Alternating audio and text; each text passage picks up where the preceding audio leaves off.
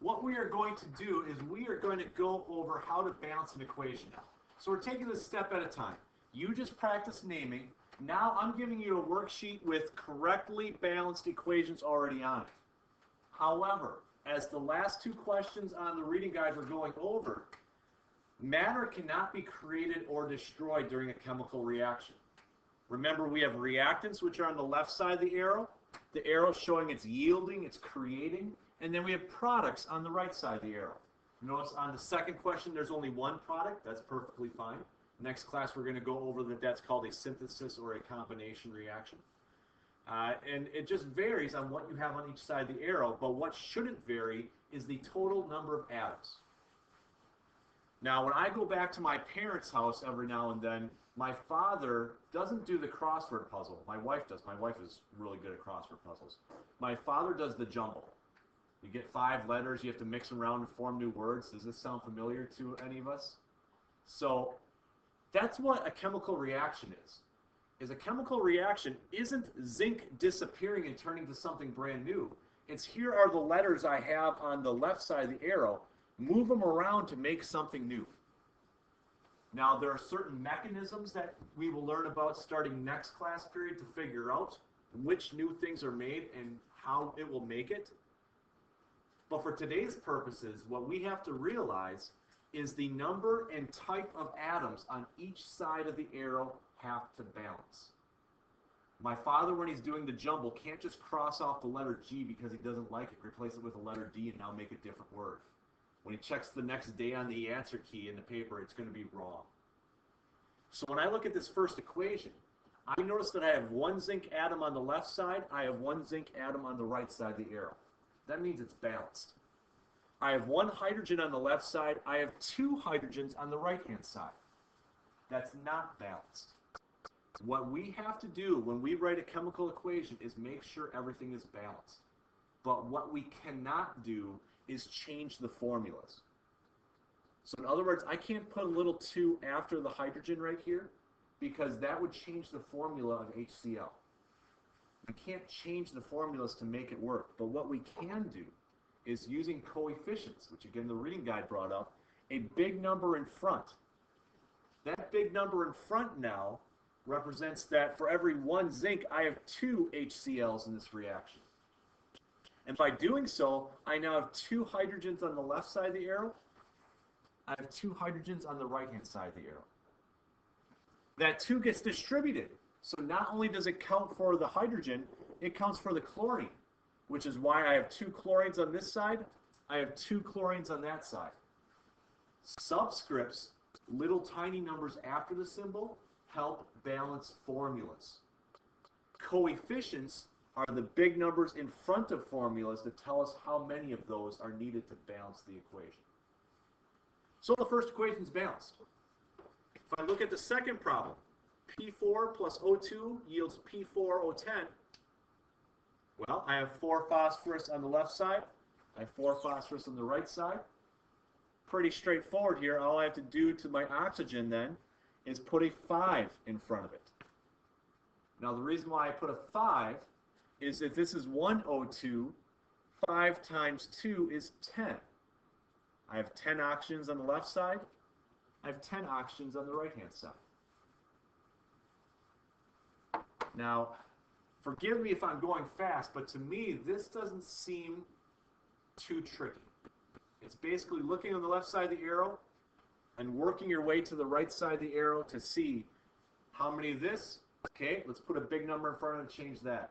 When it gets tricky is when we have to combine naming and writing the equation all in one, which is what our next step is. So what I'd like, so again, we're on the worksheet that was titled Writing and Balancing Chemical Equations. If I look at the first bullet point, it says sodium reacts with oxygen to form sodium peroxide. And this is the next step that we need to take. We need to be able to be given in word format an equation and write it in the formula format. So, looking at that again, sodium reacts with oxygen to form sodium peroxide. It gives me 2 reactants, Sodium reacts with oxygen. The formula for sodium. Sodium is just a metal. That's Na. Reacts with means plus. We're adding to the sodium oxygen. What's the formula for oxygen? Be careful. O2, it's a diatomic.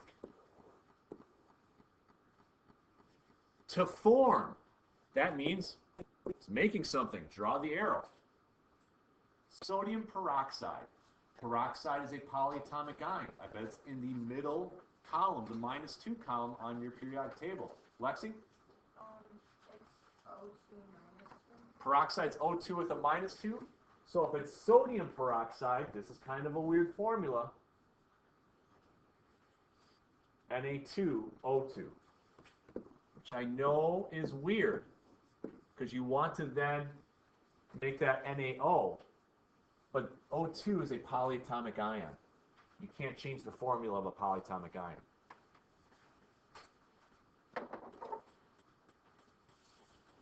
Now, as we get further into writing chemical equations, we might even do phase notations. Things like, I know oxygen's a gas, so I put a little G after that. Sodium is black on the periodic table. Black on the periodic table for an individual element means it's a solid. So I could do that, but let's just focus on the balancing today. This one isn't meant to be a real tricky one for balancing. What's the one thing I have to do to balance this? 2 in front of the Na. There we go. Spencer, I am recording if you needed to watch any more of this. Okay, let's look at the second one. Methane, which if it's a compound that you won't know the naming for, like methane, we'll give you the formula, CH4, burns in oxygen to form carbon dioxide and water. Why don't you take about a minute to see if you can write that out, and then I will show you the answer for that second one. Again, to save a little time here to give you time to work again on your own or with each other, I'd like to go over it right now. Again, I would start by writing the formulas. CH4 plus O2. My arrow's showing that I'm making something new. What am I making? I'm making carbon dioxide plus water. You do not have to write your coefficients in a different color. I'm just simply doing that so you can kind of see them standing out from the rest. But what I would notice is I have 1 carbon on the left, 1 carbon on the right. It looks good. I have 4 hydrogens on the left. I only have 2 hydrogens on the right. So I'm going to put a big old 2 in front of my water.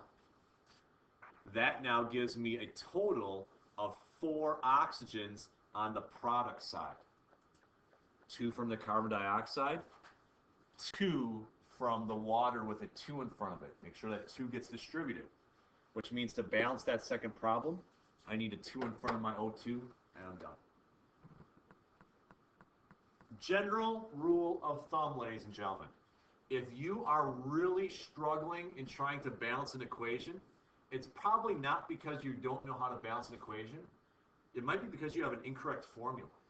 That's the #1 error that we see students make. It's not that they don't know how to put coefficients in front of things, but if you make one mistake, you call this a CH3, that changes this entire problem. And it goes from what was a problem that wasn't too complicated to a fairly difficult problem. Last problem, iron 3 oxide is Fe2O3. So remember, the Roman numeral does not stand for how many there are. It stands for the charge on the metal. Iron's a +3, oxygen's a -2.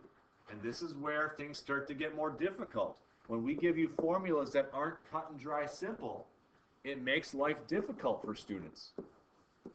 And after all, isn't that my job, to make life difficult for you guys? Yeah. I'm not supposed to be nice. Carbon monoxide's pretty nice, though, CO. Product side, iron, that's pretty simple. Carbon dioxide, pretty straightforward.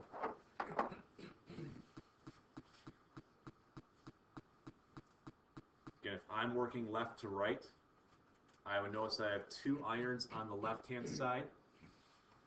I could give myself 2 irons on the right-hand side.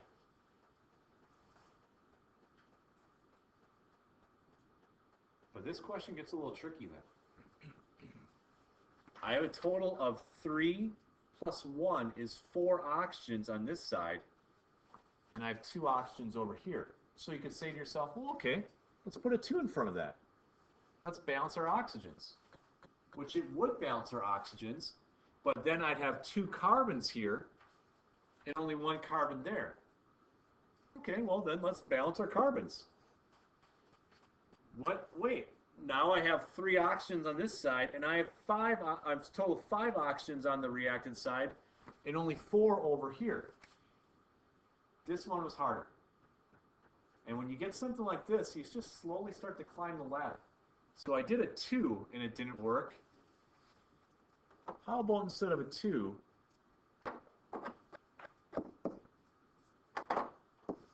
I do a 3? Well, it's going to change over here then.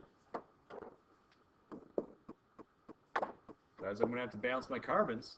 And actually, once I do that, the equation is balanced. There's 6 oxygens on the left, there's 6 oxygens on the right, 3 carbons on both sides, 2 irons on both sides.